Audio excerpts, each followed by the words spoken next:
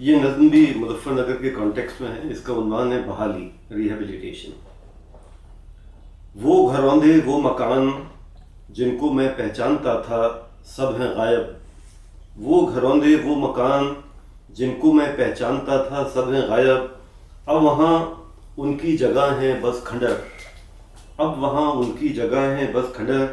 सारे बाशिंदे जिन्हें मैं जानता था, अब वहाँ कोई नहीं है। सारे बाशिंदे जिन्हें मैं जानता था, अब वहाँ कोई नहीं है। पर सलामत हैं अभी तक सब चिताएं सारी कब्रें मेरे दिल में। पर सलामत हैं अभी तक सब चिताएं सारी कब्रें मेरे दिल में। और अब वो उजड़ा गाँव, और अब वो उजड़ा गाँव बस गया है मेरे दिल में।